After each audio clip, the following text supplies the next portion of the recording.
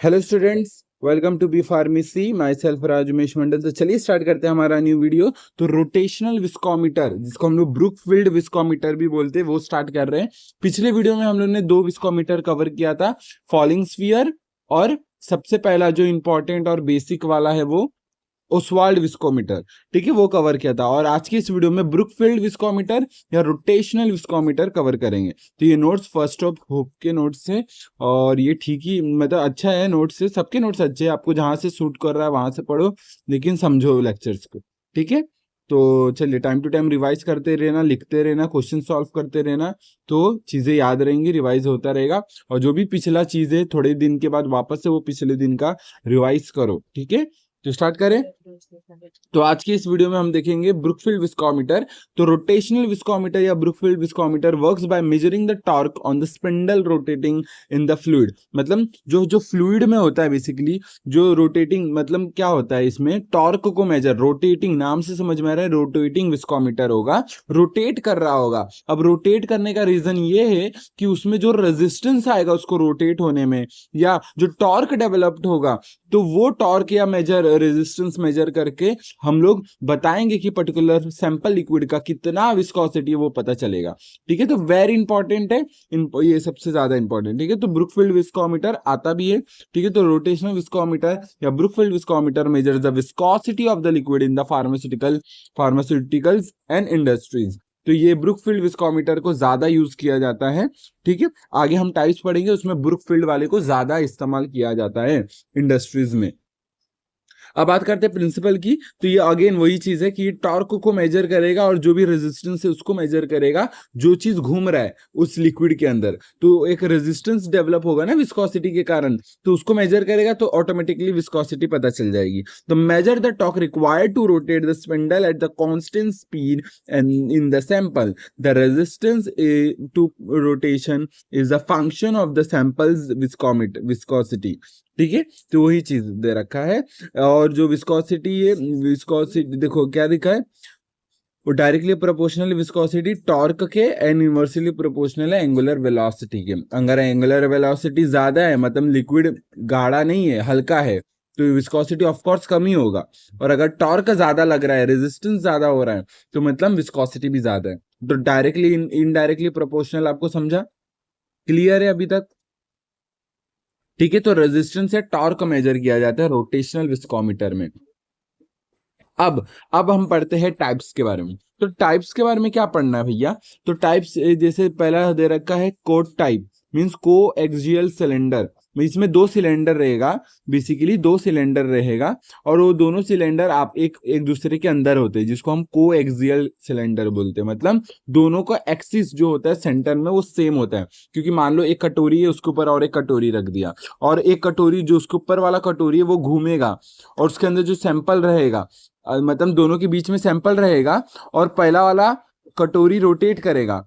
ठीक है, तो वो रोटेट करेगा तो उसका रेजिस्टेंस डेवलप होगा या टॉर्क डेवलप होगा, तो वो मेजर किया जाता है। तो वही लिखा है, the inner cylinder rotates, outer is stationary, और वाइसा वर्सा, या डिफरेंट, ये बाहर वाला घूमेगा तो अंदर वाला कांस्टेंट रहेगा, बट एक ना एक कोई कांस्टेंट रहेगा जिससे टॉर्क का पता चले जो घूम रहा है।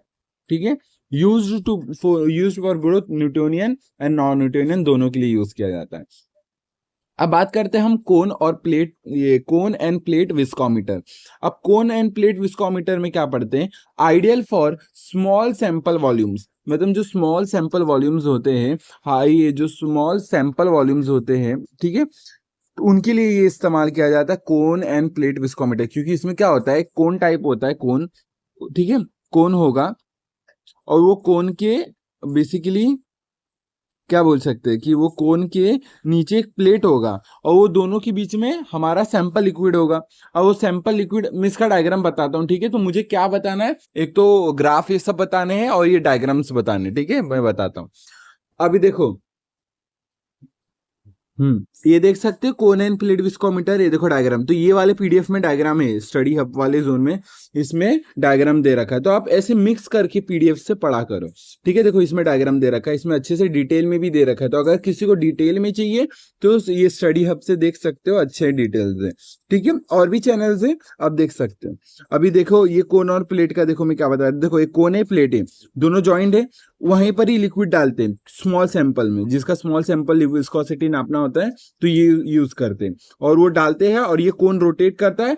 ठीक है, कोन रोटेट करता है, उससे टॉर्क डेवलप होता है, वो टॉर्क को मेजर किया जाता है, जिससे रेजिस्टेंस का पता चलता है, विस्कोसिटी का पता चलता है। ठीक है, क्लियर है यहाँ तक? अभी क्लियर है? हाँ, तो हम लोग ने कोन एंड प्लेट विस्कोमीटर पढ़ लिया। अब पढ़ते हैं ब्रुकफील्ड विस्कोमीटर।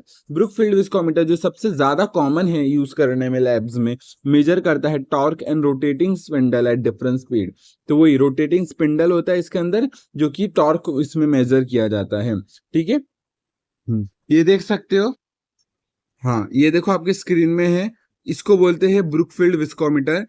ठीक है, ये देख सकते हो आप, ये गूगल से डायग्राम लिया है। ठीक है, और भी देख सकते हो, ये सब ब्रुकफील्ड विस्कोमीटर है।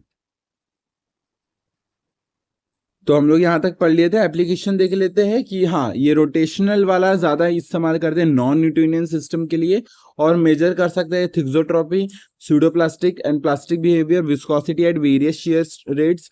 तो ये डिफरेंट डिफरेंट प्रॉपर्टीज को, बिहेवियर्स को मेजर करता है नॉन न्यूटोनियंस के। तो प्रॉपर्टीज भी मेजर हो सकती है इस वाले पर्टिकुलर इंस्ट्रूमेंट से। क्लियर है यहाँ तक? अब बात करते हैं एडवांटेजेस की। वर्साटाइल है, न्यूटोनियन नॉन न्यूटोनियन, जब नॉन न्यूटोनियन का कर रहा है तो न्यूटोनियन का तो कर ही सकता है विस्कोसिटी मेजर, तो वो भी कर सकता है। फिर टाइम डिपेंडेंट प्रॉपर्टीज जैसे थिक्सोट्रॉपी, ये सब भी मेजर करता है ये इंस्ट्रूमेंट।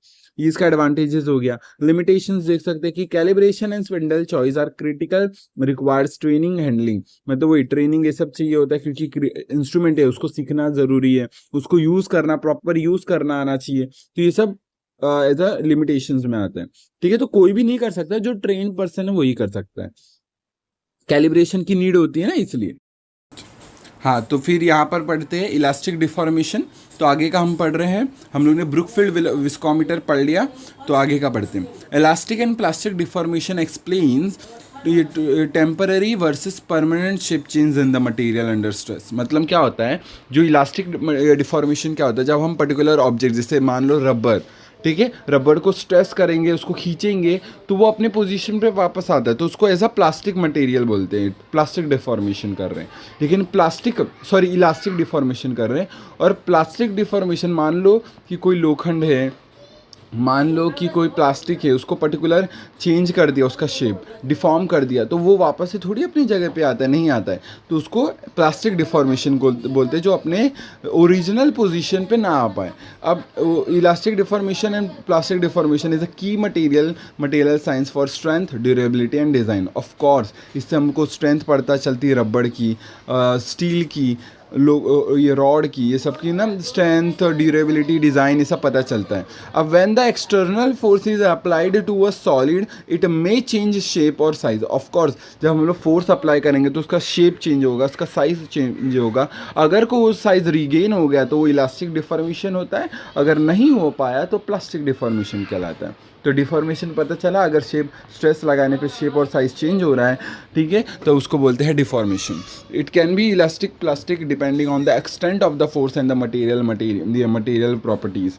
तो इलास्टिक या प्लास्टिक डिफॉर्मेशन किस पे डिपेंड करता है कि आप कितना फोर्स लगा रहे हो। बेसिकली मैं बता रहा हूँ, अगर रबड़ है आपके पास, लिमिटेड फोर्स लगाओगे तो अपना शेप रिगेन करेगा, मतलब वो इलास्टिक डिफॉर्मेशन है। लेकिन अगर को मैंने बहुत ज़्यादा फोर्स लगा दिया तो वो रबड़ ब्रेक हो जाएगा और प्लास्टिक डिफॉर्मेशन हो जाएगा, क्योंकि वो अपना शेप अभी रिगेन ही नहीं कर पाएगा। ठीक है, तो ये क्लियर है। Solid deformation in two ways under stress. मतलब देखो, वही सॉलिड का डिफॉर्मेशन दो ही चीज़ है। तो ये डिफॉर्मेशन दो तरीके का होता है, elastic and plastic. Elastic deformation देख लेते हैं। Temporary deformation, material return to its original shape after removal of stress. Clear है यहाँ तक?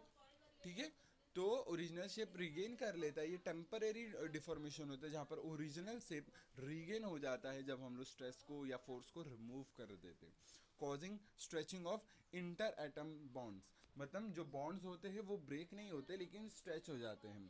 ठीक है, बिहेवियर क्या है, linear stress and strain relationship Hooke's law को फॉलो करता है। बिल्कुल, इलास्टिक डिफॉर्मेशन, हुक्स लॉ आपको पता होगा ना, कि हुक्स लॉ मतलब क्या है, basically stress is directly proportional to strain. तो ये इलास्टिक डिफॉर्मेशन के लिए वैलिड होता है, सही होता है। एग्जांपल देख सकते हैं, micro crystal exhibit predominantly elastic behaviour. Clear है? एग्जाम्पल लिख के आओगे तो बढ़िया रहेगा। तो डिफरेंट नोट्स यूज़ करो, डिफरेंट वेबसाइट से, लेक्चर से, यूट्यूब से नोट्स इकट्ठा करो और मिल करके मिक्स कर करके लिखा करो, क्योंकि किसी में एग्जाम्पल अच्छे दिए होते हैं, किसी में डायग्राम अच्छा दिया होता है, किसी में डिटेल्ड अच्छा रहता है लिखने वाला, ठीक है। तो डिपेंड करता है, हर एक नोट्स में हर चीज़ बेस्ट हो वो ज़रूरी नहीं है। किसी का शॉर्ट होता है तो उसका डायग्राम अच्छा होता है ना। तो हर चीज़ में से उठा लो थोड़ा, तो अपना जो भी चाहिए। क्लियर है? ओके।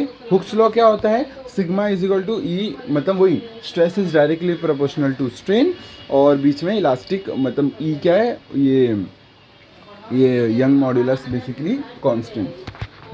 देखो यहाँ पर E is a elastic modulus, ठीक है, ठीक है, जो बोला है ना कांस्टेंट, इलास्टिक डिफॉर्मेशन कांस्टेंट, ठीक है। बीच बीच में ऐड आ रहा है तो इग्नोर करो, ठीक है। तो मैं ये बता रहा था कि अगर ये ई मतलब जो यहाँ पर दे रखा था वो Young modulus elastic deformation constant था। तो क्लियर है यहाँ तक? ठीक है। तो sigma is equal to directly proportional, stress is directly proportional to strain, and constant रहेगा हमारा बीच में ये यंग्स मॉड्यूलस। क्लियर है? ठीक है। स्ट्रेस, देखो स्ट्रेस लगाया तो डिफॉर्म हुआ, रिमूव किया तो वापस से आया, ठीक है। रबड़ का केस में बताया। प्लास्टिक डिफॉर्मेशन क्या होता है? Permanent deformation, the material does not return to its original shape after stress is removed. मतलब क्या बोला गया है? अगर परमानेंट डिफॉर्मेशन होता है, the material does not return to its original shape after stress is remove, मतलब स्ट्रेस रिमूव करेंगे कोई डिफॉर्मेशन रिटर्न नहीं होगा, मीन्स कोई भी बेसिकली शेप रिगेन नहीं होगा, वो परमानेंट अपने शेप में चेंज आ जाएगा, और उसी को बोलते हैं हम लोग प्लास्टिक डिफॉर्मेशन, ठीक है। कॉज क्या होता है? इरिवर्सिबल मूवमेंट ऑफ एटम्स और मॉलिक्यूल्स।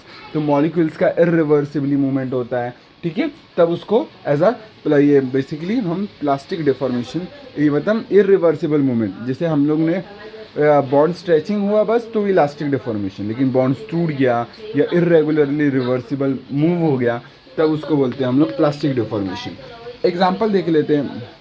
पहले इंपॉर्टेंट इन पाउडर कंप्रेशन देख लेते हैं क्या है। Material must undergo some plastic flow to form the solid and coherent tablets. अब देखो क्या मस्त एग्जांपल दे रखा है। जब हम टैबलेट्स बनाते हैं तो हम पाउडर को प्रेस करते हैं ना, ग्रेन्यूल्स को प्रेस करते हैं। अगर उसमें प्लास्टिक डिफॉर्मेशन नहीं हुआ, इलास्टिक डिफॉर्मेशन हुआ, तो हम लोग ने प्रेस किया और वो अपने शेप को वापस से रिगेन हुआ, तो टैबलेट्स तो बनेंगे ही नहीं। तो प्लास्टिक डिफॉर्मेशन होना ज़रूरी भी होता है फार्मास्यूटिकल्स में। अगर मैंने ग्रेन्यूल्स को प्रेस किया, ओके, ग्रेन्यूल्स को क्या किया, प्रेस किया, और वो प्लास्टिक डिफॉर्मेशन कर करके टैबलेट शेप में आ गए, है ना, और परमानेंट शेप में आ चुके हैं, चेंज नहीं होंगे, तब वो जरूरी होता है प्लास्टिक डिफॉर्मेशन वहाँ पर, ठीक है। एग्जांपल दे रखा है, starch and calcium phosphate show more plastic deformation. Clear है यहाँ तक? ये देखो डिफॉर्मेशन, प्लास्टिक डिफॉर्मेशन में टूटा हुआ दिखा रहा है रबड़ को।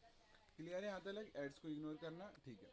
तो हैकेल्स इक्वेशन नेक्स्ट वीडियो में, और वीडियो समझा कि नहीं बताना कमेंट्स में, और ये इतना ही रखती इस वीडियो के लिए। मिलते हैं नेक्स्ट वीडियो में। वीडियो समझा कि नहीं बताना कमेंट्स में। हम लोग ने रिवाइज करवा देता हूँ पहले।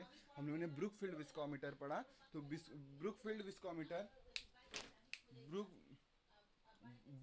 विस्कोमीटर क्या होता है कि ब्रुकफील्ड विस्कोमीटर रोटेशनल विस्कोमीटर होता है, जहाँ पर हम लोग टॉर्क या ये हम लोग रेजिस्टेंस को मेजर करके हमारा क्या बताते हैं, विस्कोसिटी बताते हैं, मेजर करते हैं। तो इसमें हम कैसे पढ़े, ये नॉन न्यूटोनियन के लिए बेसिकली होता है। न्यूटोनियन कर ही सकता है, नॉन न्यूटोनियन भी करता है, ठीक है। यहाँ तक क्लियर है? अभी तक कोई डाउट नहीं है? सिंपल है। विस्कोसिटी में ये टॉर्क को मेजर करके विस्कोसिटी मेजर करता है, रेजिस्टेंस को मेजर करके विस्कोसिटी मेजर करता है। यहाँ तक क्लियर है? फिर उसके बाद क्या होगा, उसके बाद हम लोग ने उसमें वो बहुत सारा टाइप्स देखा था, कोन प्लेट, ये सब, तो डिफरेंट मॉडल्स आते हैं, वो हम लोग ने देखा। ब्रुकफील्ड उसमें से कॉमन यूज़ किया जाता है लैब्स में, ठीक है। कोन प्लेट स्मॉल वॉल्यूम्स के लिए यूज़ किया जाता है। तो इतना ये लिख के आना, एग्जांपल्स लिख के आना, डायग्राम बनाना जो दूसरे पीडीएफ्स में है वो। और फिर हम लोग ने पढ़ा डिफॉर्मेशन, प्लास्टिक है नहीं elastic. Elastic means shape regain करेगा, प्लास्टिक मीन्स शेप रीगेन नहीं करेगा अगर स्ट्रेस को या फोर्स को रिमूव किया तो। मिलते हैं नेक्स्ट वीडियो में। वीडियो समझा कि नहीं बताना कमेंट्स में। मिलते हैं नेक्स्ट वीडियो में, तब तक के लिए टेक केयर, जय हिंद भारत, बाय।